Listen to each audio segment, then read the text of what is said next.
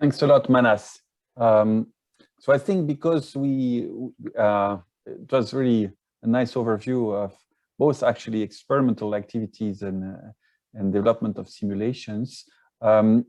I think because we didn't have much time for any of the talks for questions, we might take some time now to answer questions for all of them, actually, for all three presentations, if you agree.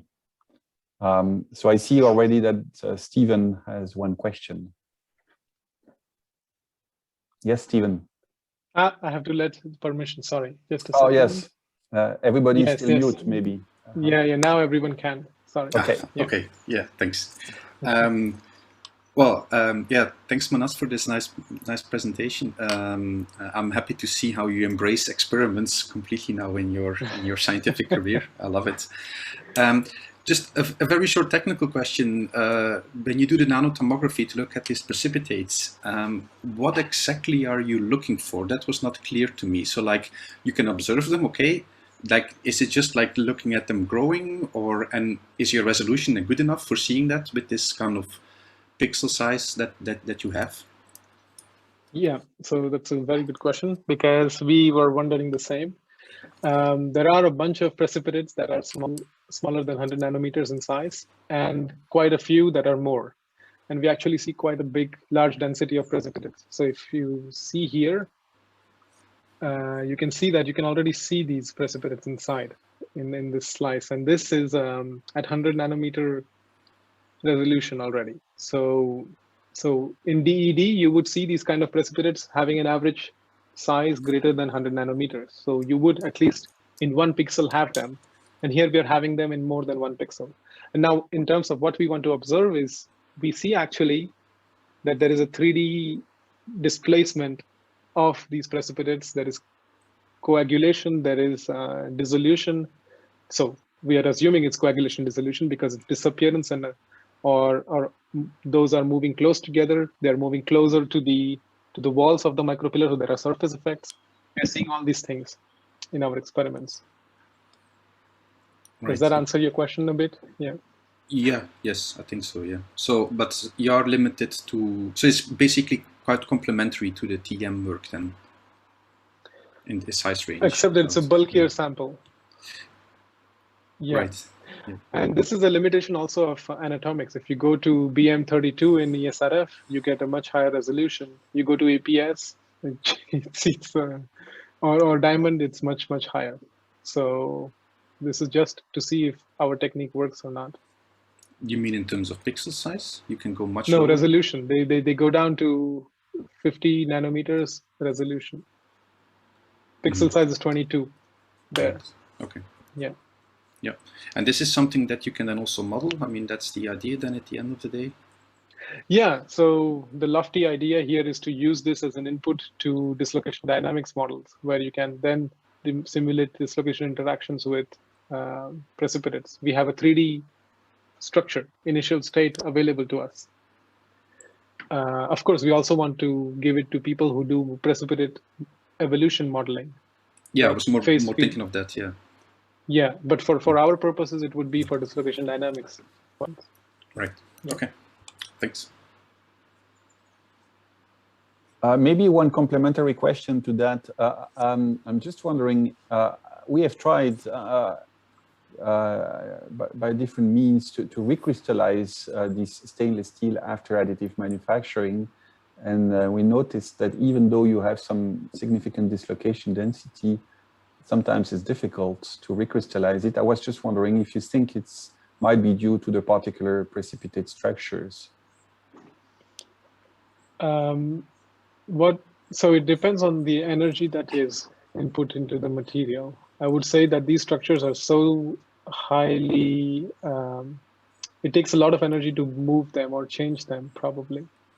And if you're annealing it, if you're recrystallizing it at temperatures that are very high for a very long time, you might see some changes.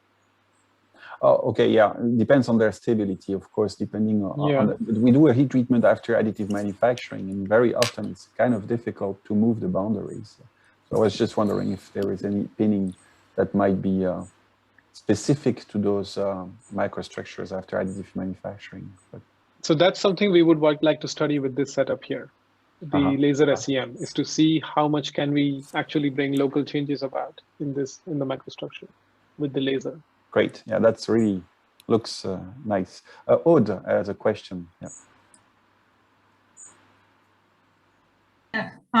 Thank you, Manas. Very, very impressive work and perspectives also. Looking forward to everything you will be able to do with that. I had a question related to your mentioning of the neutron diffraction. So you're planning to look at residual stresses maybe, or is that what you have in mind? Or so yeah, what I said is that we can look at do it in both transmission and reflection mode. And the reason why I say that is we will have, instead of captain, we can remove the captain and use aluminum walls. And if we use aluminum, then it's thin walls, then it's practically invisible to the neutrons. Then you can set it up in such a way that you print at 45 degrees and you can study intermittent start and stop diffraction measurements. So while building in either mode. And then, of course, you can do at the end of the build a residual stress measurement for the whole thing. But here you can focus on a region or on a layer and study on that layer as you continue building how the stresses evolve. So that's one of the ideas. You mean the stresses and also see the lattice distortions? Yeah, that's what I mean. Like what we observe from diffraction is peak shifts, peak intensity evolution. Very nice. We'll need to think about that. So, yeah. I'll think about what you've built.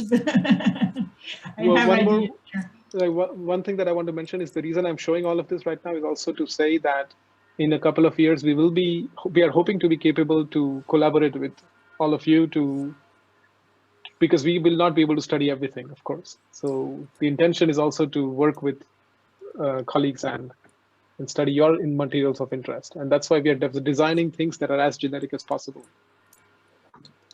So it's a bit the equivalent of the... Just on this. Sorry. Yeah, go ahead, Stephen. Well, I was just wanted to ask in terms of this residual stress measurements, if you want to measure the stresses, you have to measure the strain, all strain components, right? Yeah, how do you measure the one along the build direction? You remove the sample, you take the machine out, and then you... Okay. Okay. It's near perfect.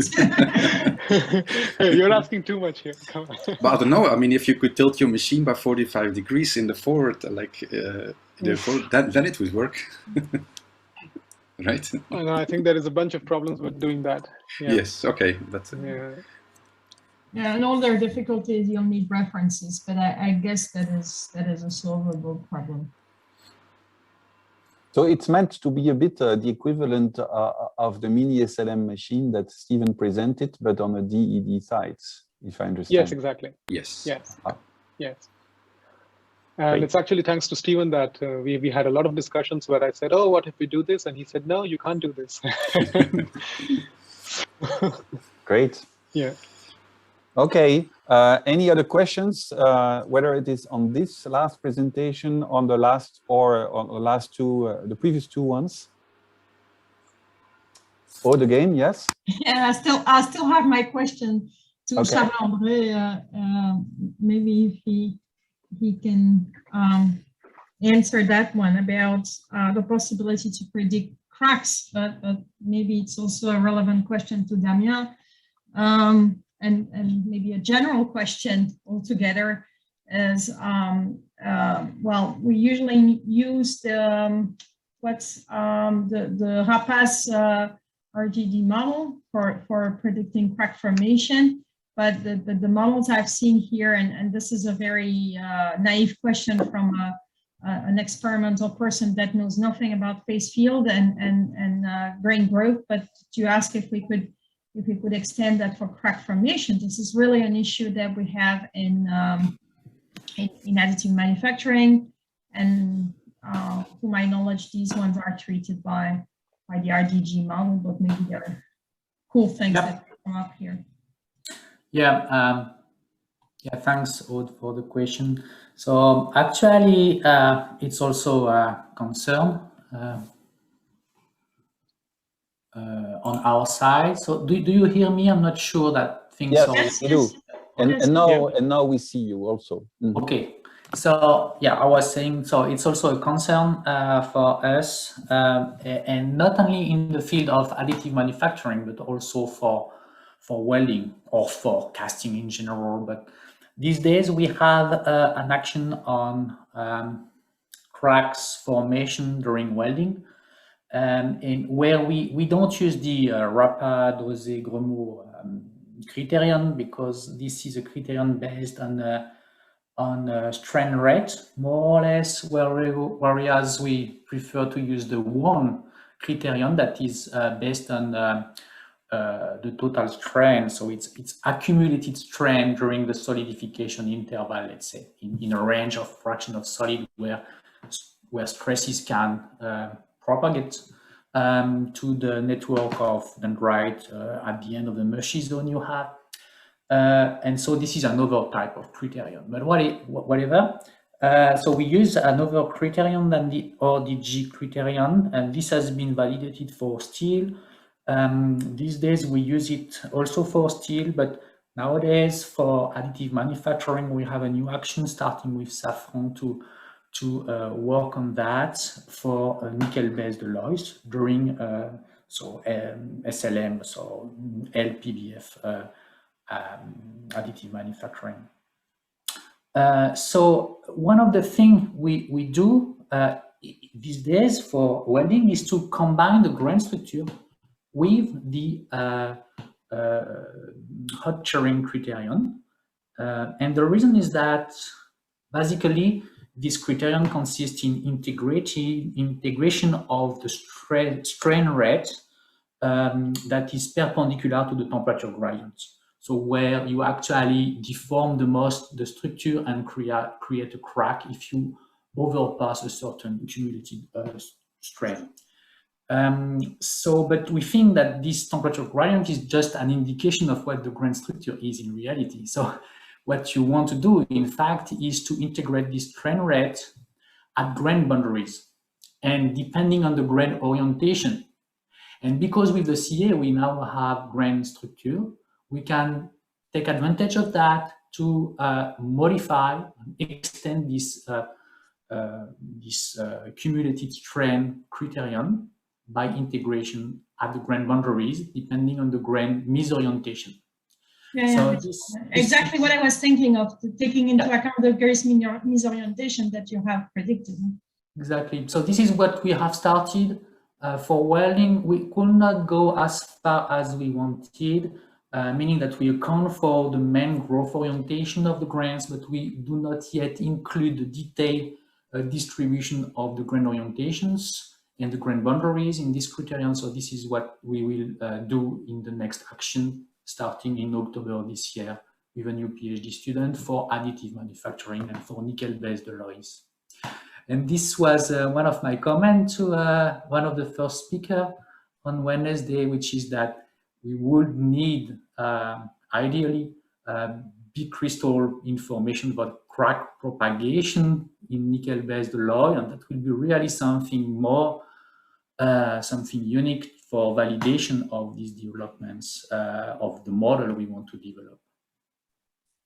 I would just suggest you maybe to talk a bit with Jean-Jacques Landin from Grenoble, who has a PhD that just finished, and I was in the jury, and they were actually taking misorientation into consideration. But it was an RDG model, huh? So, but maybe it might be interesting for the future student to interact. Yeah. Okay. Jean-Jacques Blandin, you said. Yeah. Okay. Thank you. Eric, is it related to that discussion, your question? No, another question. Maybe then just I will ask a complementary one before going to yours. I was just wondering, I mean, you have been talking, both Damien and Charles-André, about rapid solidification and solid trapping, but related to the question from Aude on the consequence, I mean, basically, it could be fracture or it could be something else, but what are the practical consequences of whether or not you are in solute trapping in terms of, you know, the final product, additive manufacturing? Excellent question. I wanted to ask that one too. Thank you. I don't know if Damien wants to answer. I can start maybe, Damien.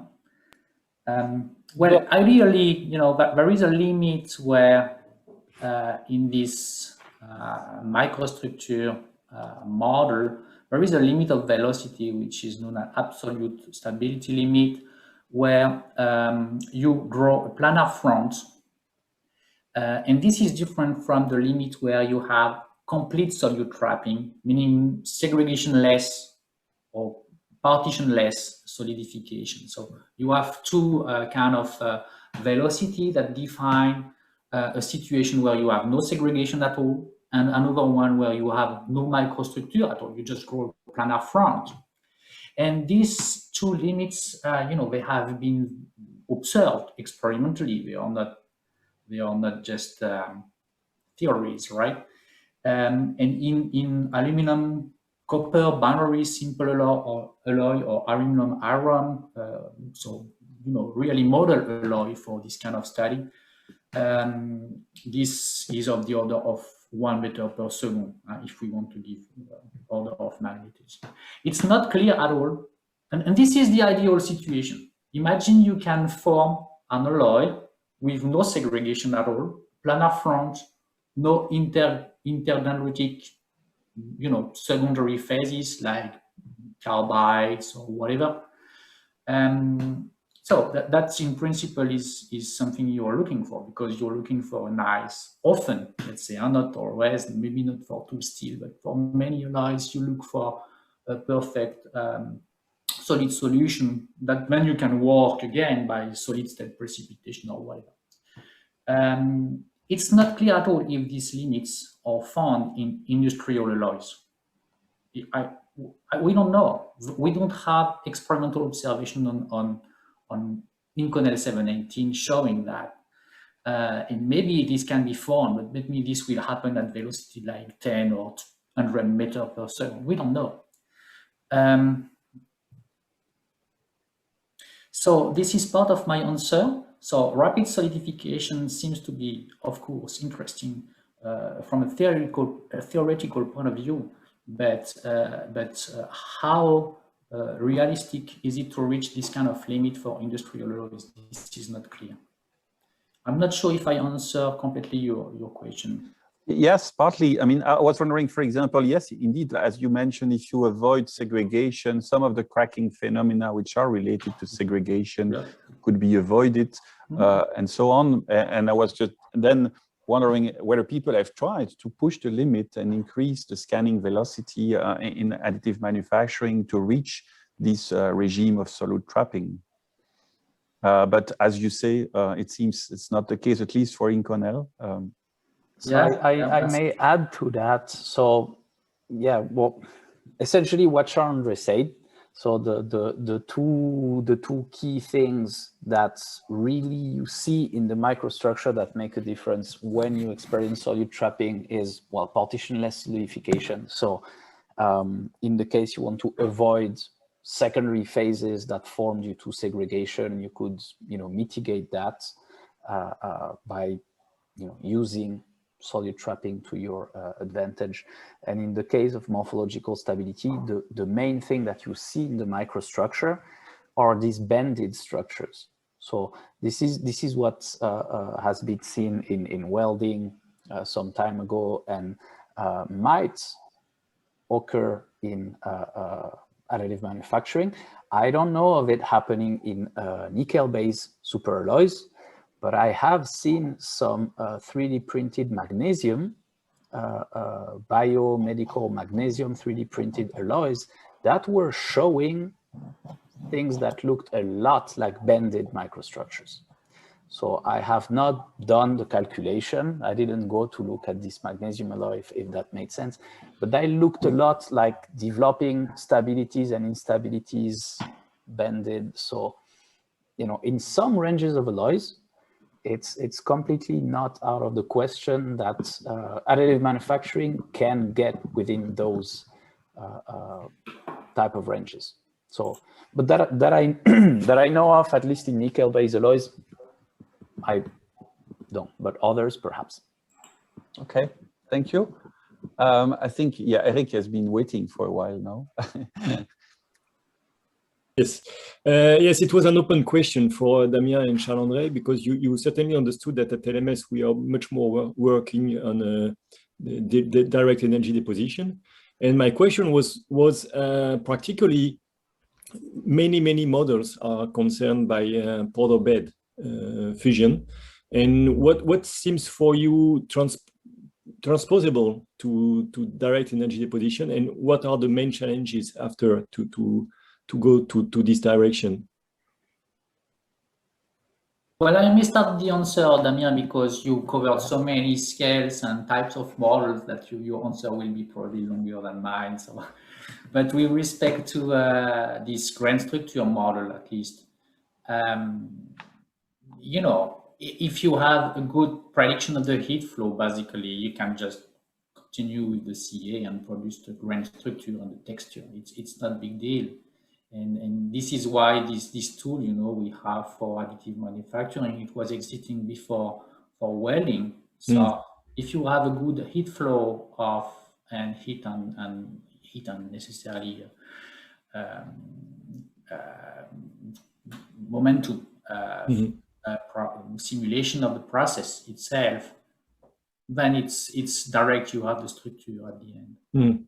And of course, what I try to explain is that best is to have, you know, these kinetics that is directly coupled with databases. So if you have a steel, if you have an aluminum alloys or whatever, you change the database, hopefully you have good data, and then you can recompute the growth kinetics for these alloys.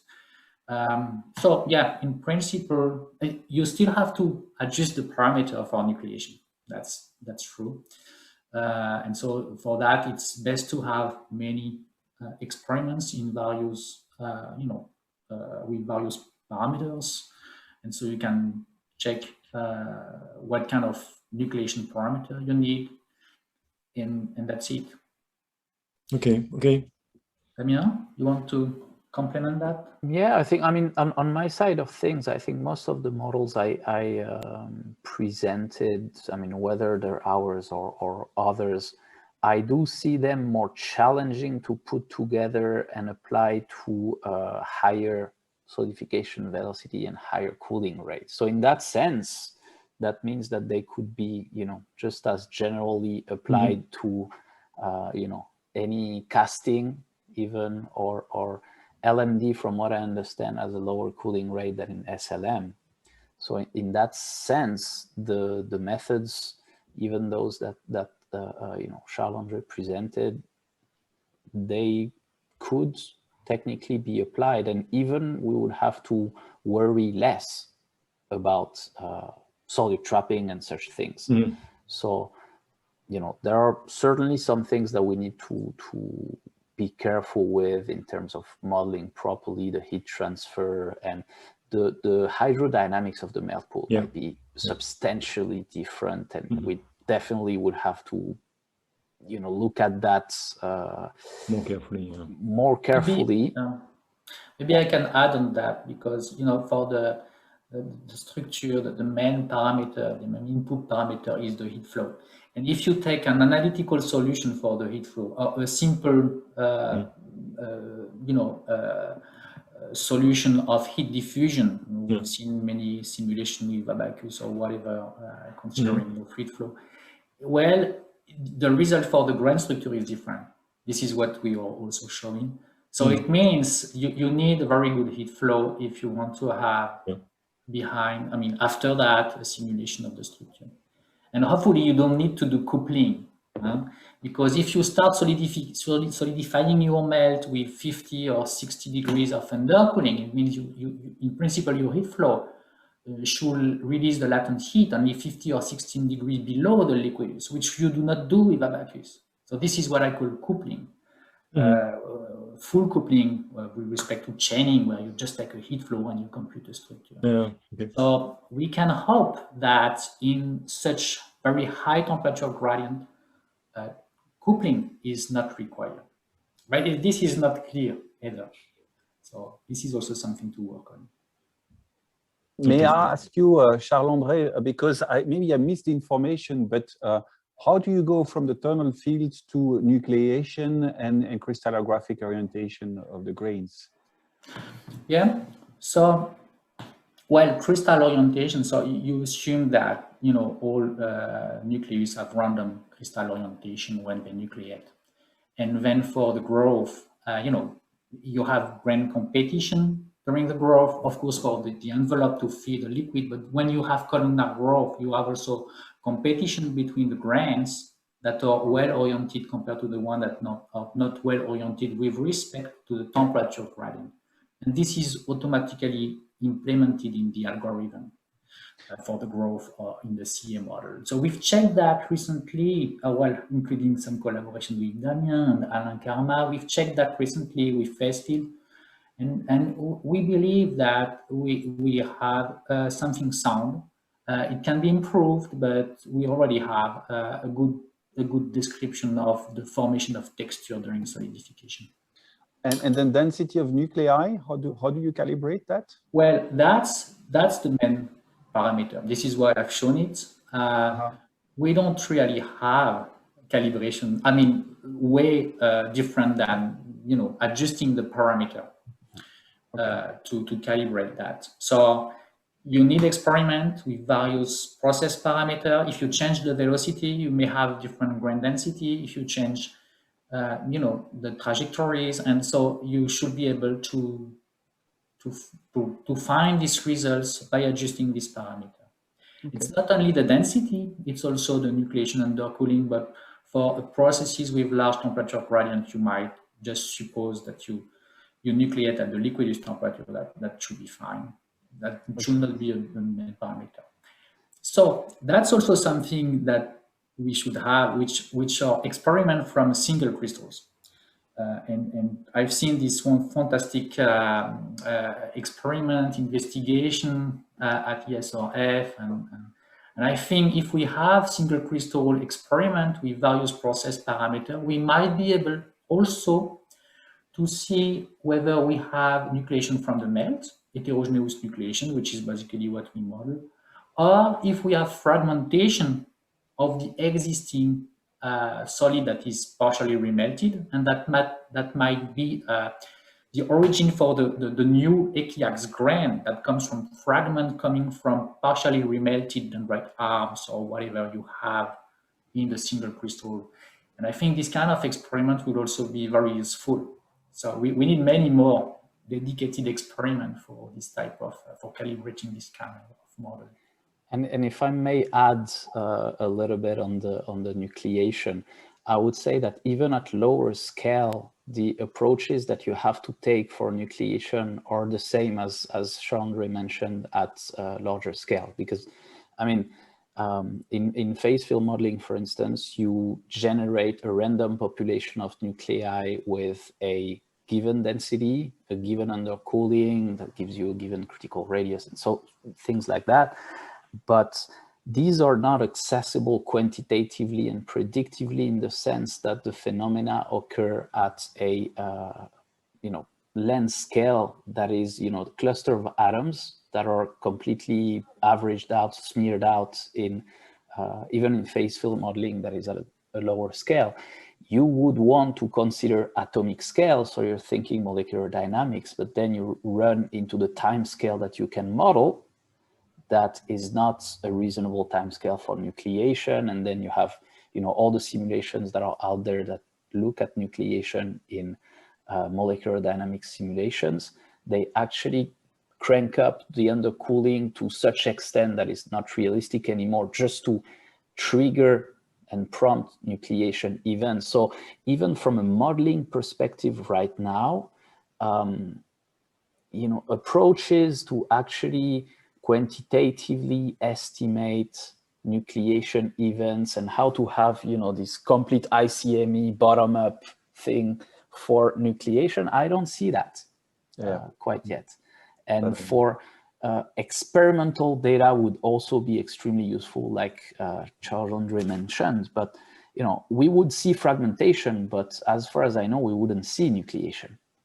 we would infer it from a later and larger time step. That would already be extremely useful thing to extrapolate back in time to the nucleation events. But I mean, nucleation is a big challenge for everyone. Yeah, nucleation is always very elusive indeed. So maybe, I mean, we are coming close to the end. I think we set the end of the colloquium at 12:30. So if either there are other questions on the presentations this morning, but also we can start also concluding on the colloquium itself if there are no more questions. I think we would be happy to have a bit of a feedback also. I think Yes.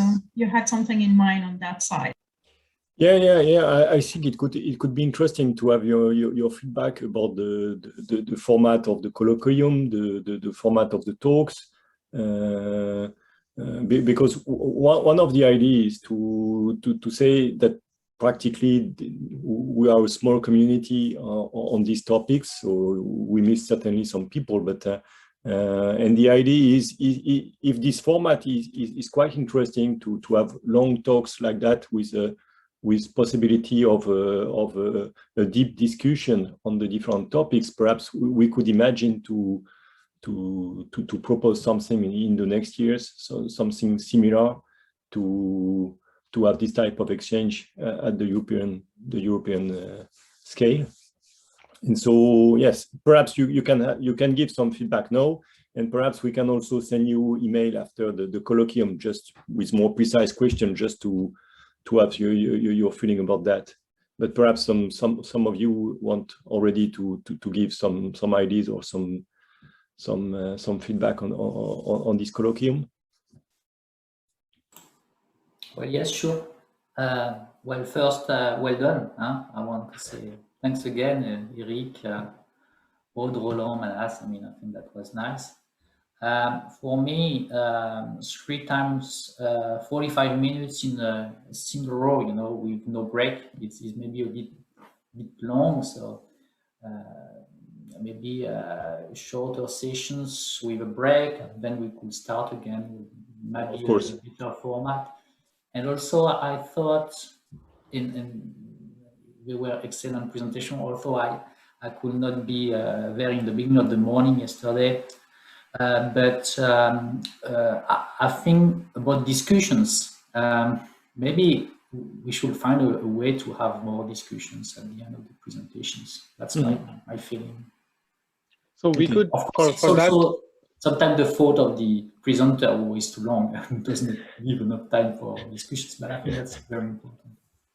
So we could add, instead of having one long discussion at the end of the day, we can split this discussion session into 2 parts, after the morning session and the afternoon session, totally, and have a more, Yeah, and the idea, of course, because I think it is important also, if we try to propose a similar something close to this formula in the next years, the idea is to be in presential, not on Zoom. So I think it's changed lots of things also for the discussion. And maybe we can set a limit on the presentation, something like 30-35 minutes, and really leave 10-15 minutes afterwards for discussions. That's also possible. Yeah. And if we do this biannually, so not biannually, but biannually, like every 2 years. Yeah, so certainly it's the good length scale. Yeah.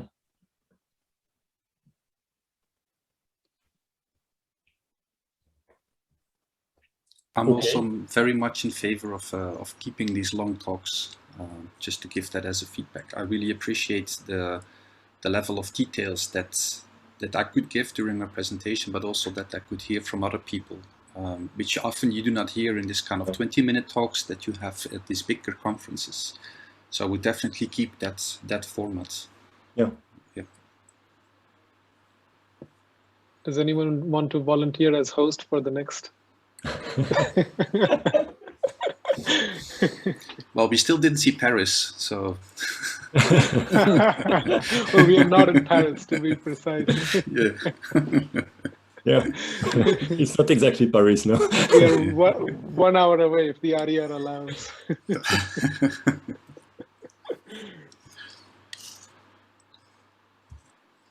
Okay, so maybe this is a feedback we can ask other people in an email whether they would like every 2 years and what could be the next location.